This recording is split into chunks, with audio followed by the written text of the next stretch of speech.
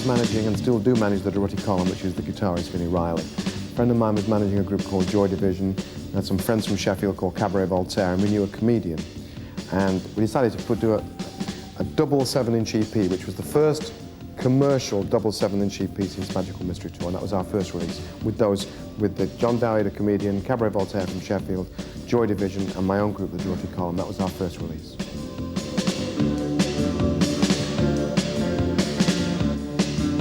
To begin with, Factory's the only label that would have been interested in me in the first place. There was no other record label in 1978 would have touched me with a barge pole.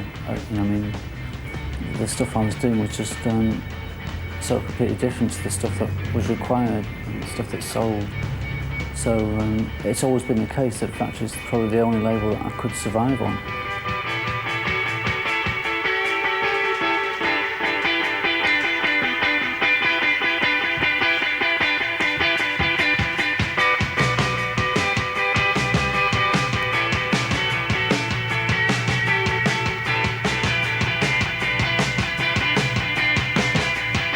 In the early days, it was very, very hit and miss, and it was, I mean, Tony and Alan and Rob Gretton, the manager of Joy Division, they were like mavericks, and they were booking the system and basically taking the mickey out of making fun of the record industry and playing games. I would say that the whole thing was like a game to them, like an adult game. Before we opened our own club, the Hacienda, we kind of, in fact, before we even had a record label, I wanted somewhere for Vini, my guitarist, to play, and we were bored by the clubs in Manchester. This was in '78. We borrowed a club in Hume, which was a black club, borrowed it on a Friday night, called it the Factory. Had nothing to do with Andy Warhol, because one of my partners saw a sign on the wall saying Factory Clearance. Called it the Factory, and it became a very successful, the most successful post-punk venue in this city. That's through '78, '79. Radio, live transmission. Radio, live transmission.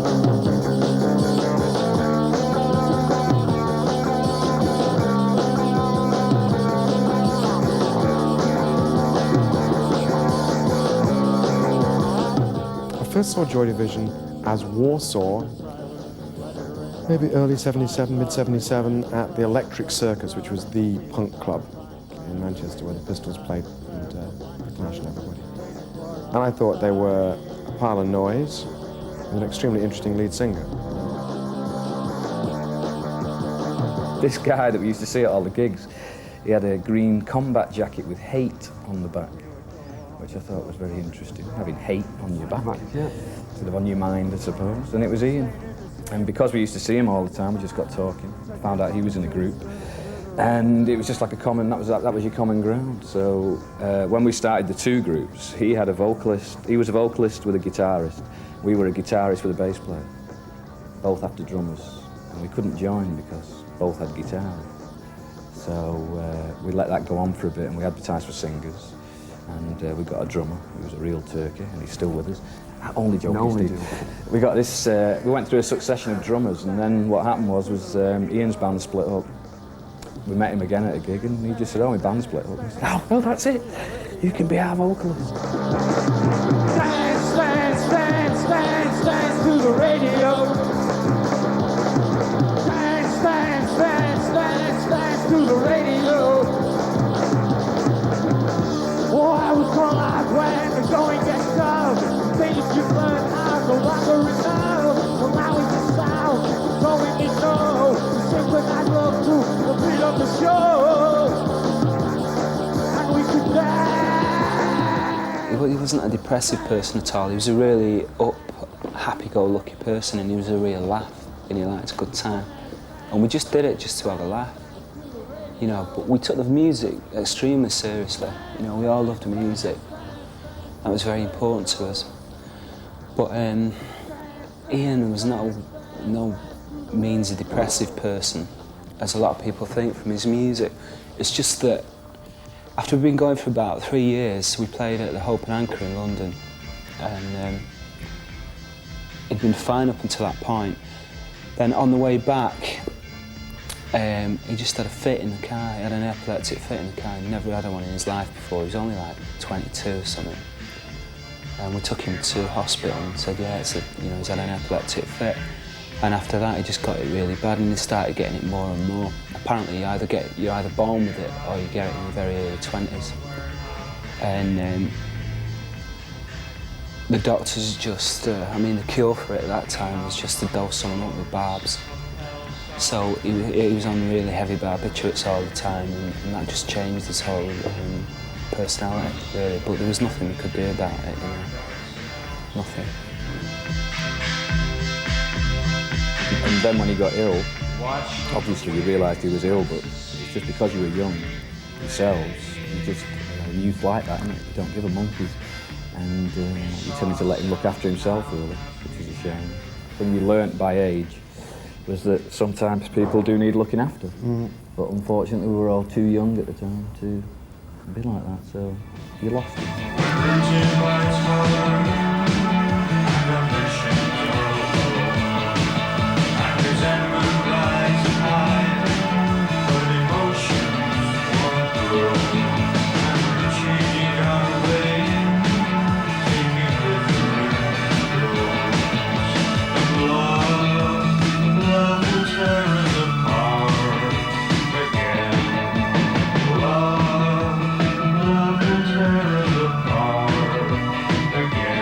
It's most people's perception that Hamlet is heavy and gloomy.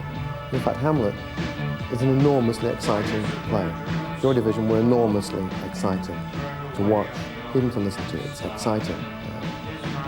So I've never really understood that. I can understand that there is a romantic melancholy, there is sometimes a deep seriousness or whatever within there. I never find that boring or gloomy. I find that exciting and gripping.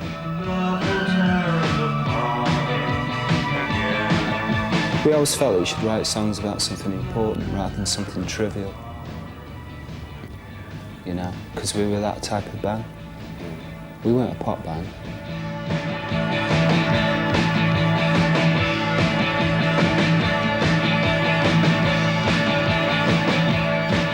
Factory had a sound when Martin Hannett was its producer. Martin Hannett's snare sound was one of those things that producers do every year and a half. There's one producer somewhere in the world who changes the way pop music sounds. And Martin Hannett, the late Martin Hannett, did that. Martin produced our early tracks that Martin produced because he was Joy Division's producer. And like Donald's a really funky drummer, but he always used to end up sounding like Steve drumming out of New Order just because the sound, Martin always stamped his... he'd reverb on it. His mark on records, he was good at that, getting the sound. Marriage is a big commitment, yeah. Shut up! Shut up! I bet you find life hard to live with. Shut up! Shut up! I love you now, but that don't say I'm gonna love you forever. Shut up! Shut up! So I don't believe in alimony. Shut up! Shut up! When it first started in Manchester, there was Joy Division, Certain Ratio, Fall, Manicured Noise. Mick Hucknall's band, what were they called? Frantic Elevators. Frantic Elevators. The There was loads of bands. lot of bands going on. They weren't all, none of them were brilliant at the time because they were all pretty young and just starting up. Because in those days when you used to start a band, you didn't have to be able to play an instrument. It was a concept of these four guys starting a band. So then the next stage is what instrument do you play? And that's how, when we started, none of us could play at all.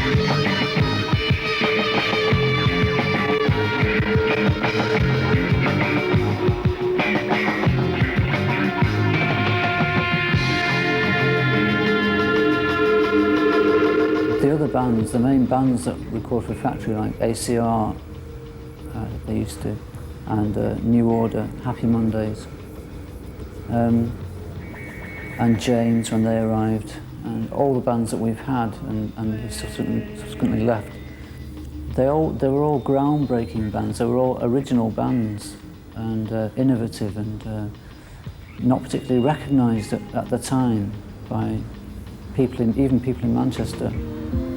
And I would say that it's probably Tony who has a talent for spotting something before it's about to happen, and it's a very particular talent.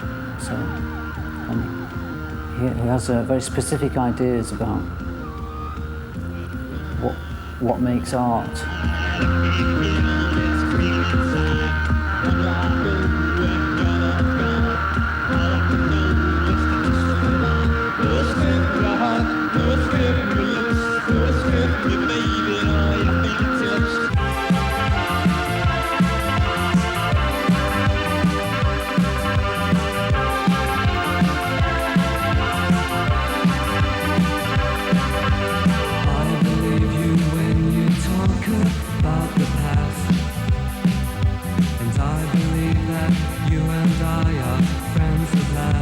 The only era of music I've ever liked, I've always liked fresh stuff. The Beatles when it was fresh, or the whole rock period. I went up to university in 1968, child of the revolution, and punk. I mean, it's that part of music that excites me. When it's new, when it's fresh, when people haven't heard it before, which is usually a bit tough because usually they don't like it, because people only like what they've heard before. So it's working in the difficult end of the business.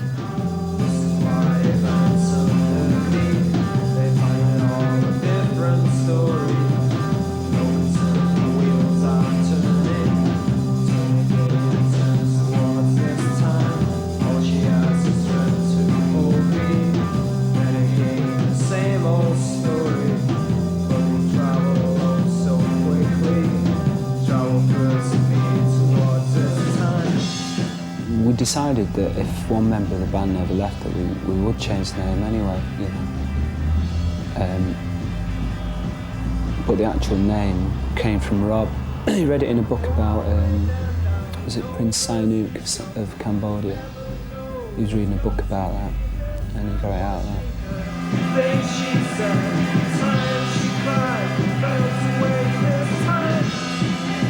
Joy Division were flirting with it anyway, very early on, with synths and drum machines and stuff, and also like songs like Isolation, a very, what you'd call sort of disco-y. We're heading that way.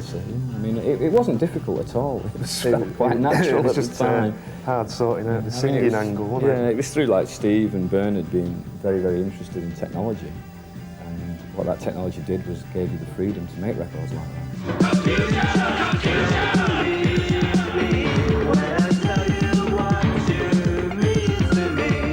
We, by strange chance, and because some of our heavy groups had, you know, their favourite group, the musician was George Clinton or whatever, etc., etc., suddenly a dance direction emerged in our musicians in 82, 83. We put out a lot of strange dance records, including Blue Monday, the classic by New Order.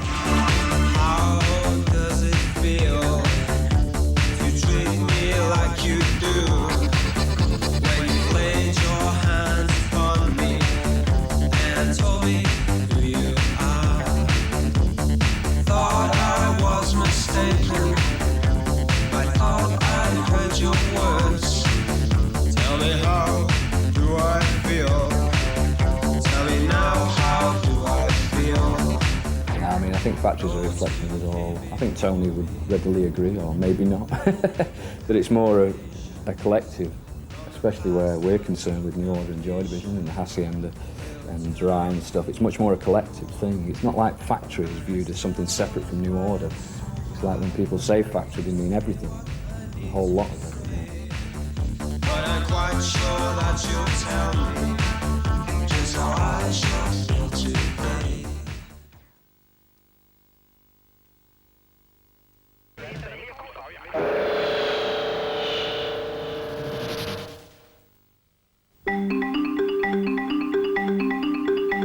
Your cold smells tired, there's one much brighter. I just can't be. the idea was to put out this dance album. We had it in our heads. And then somehow, when you looked at Palatine, well, there's the dance album, and that would be album 2. So the album before that would be the early years, all the Martin Hannett productions, the Joy Division period. Let's call that something. We call it Tears in Their Eyes. The dance thing, because The Beach, which was the B-side of Blue Monday, was the great hit in the gay dance clubs, that we called the second album Life's a Beach. There was clearly a fourth album, which was the fact that we'd had lots of top 40 radio success in the late 80s, and like a top 40 radio album, which we call Selling Out, to save anybody else saying it for us. And finally, it left this, all the guitar groups, which any English independent label is going to have guitar groups coming and going throughout its history. So that makes the third album, which we call the Beat Groups, because it's the loveliest way of describing kids with guitars. When we first joined, I think say maybe James and us, maybe Happy Mondays, they were kind of the next step on for Factory, I think. Because before that it was basically Joy Division in New Order, and it did have a bit of a long overcoat, grey Manchester sort of feel to it, but not in a negative way. And I think that was the kind of start of like opening it up to different things, more like a romantic kind of northern thing.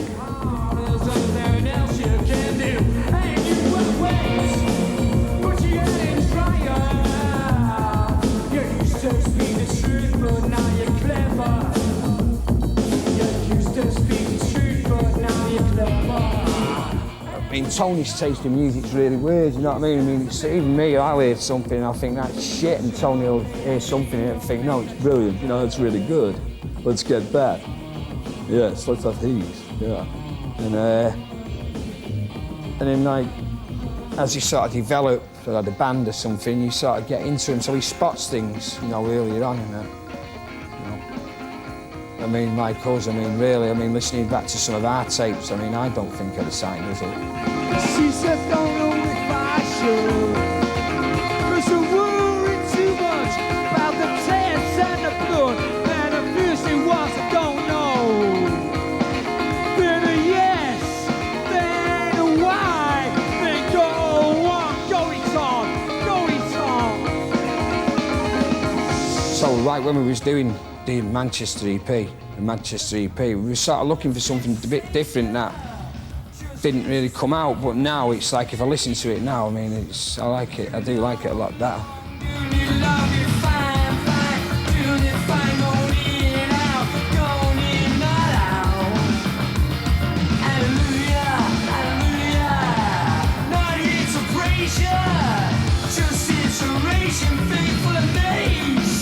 My favourite track I think of all time out of all the Factory stuff that's ever come out has got to be Marcel King's Reach for Love. I've got to put that in. I mean, that should have been, that's when I really changed thinking Factory's policy about if it's a good record, then it'll go in the charts and become #1 without any plugging or advertising or anything. I mean, I really did think that, you know, not knowing much about this business a few years ago. I mean, I really did believe that. And then when that record came out, and I just thought, yeah, well, that just proves it doesn't work. Because that record should have been, you know, it should have been a #1. We started off with so much philosophy.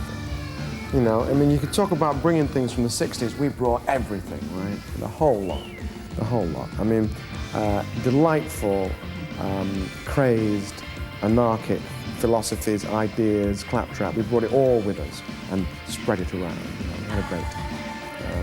You want to talk about praxis or not treating music as a property possession, or we had everything. It was great. And bit by bit, kind of chipped away. Just, you know, we got tired of each of these little ideas. But having had all these crazy ideas, we still seem to be quite crazy. For example, Palatine is under P in the racks in record shops, and people presumably would look under F. So we haven't changed completely.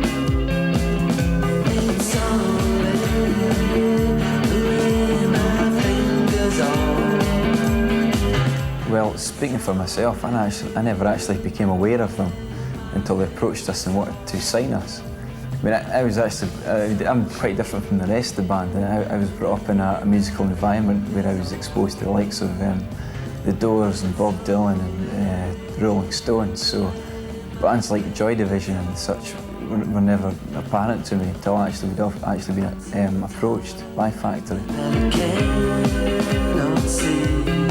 Maybe Factory's got too arrogant. Maybe we shouldn't be trying to do girl solo singers. Leave Enya to the weirs of this world. But Kath, I believe, is the greatest. The difficulty is it's smooth and it's soft, but with more edge than you'd find in 100 metal albums. And it's like, that's a difficult one to get across.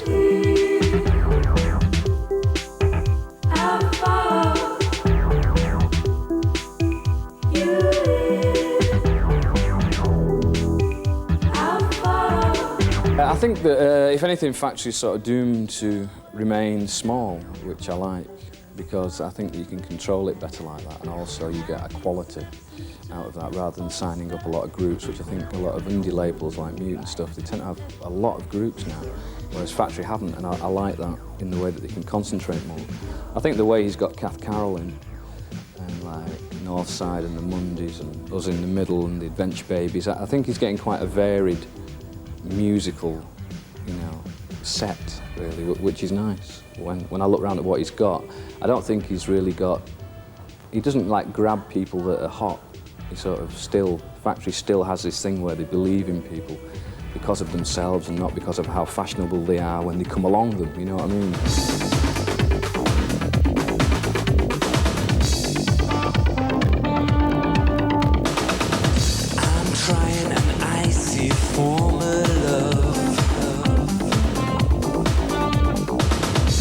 Even though I fight it, I can't hide. It's like when people listen to The Doors 10 years after or whatever. I mean, all they're listening to is great music, and great music leads you on. I mean, now, funnily enough, like, we receive letters now with Revenge and stuff and with Electronic saying, oh, I heard the Electronic record and found out you were in another group called New Order, and I went out and bought theirs, and I think that's fantastic. And I found out you were in another group called Joy Division, and I bought that. Everybody gets letters like that of people that have been turned on to what you're doing now, and then have gone back through, and really that's all you want them to do. If it's good music, then obviously people are going to pick up on it and say, wow, this is great, I want to hear more. I always thought of you as my brick wall, blood like an angel, 6 feet tall.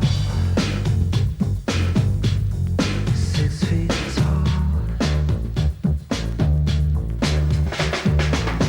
I just thought it was a very healthy thing that after being together in a group for however long it is, like 10, 12 years, that you should go out and work with someone else. I just think it's very healthy. I think it's healthy for everyone involved.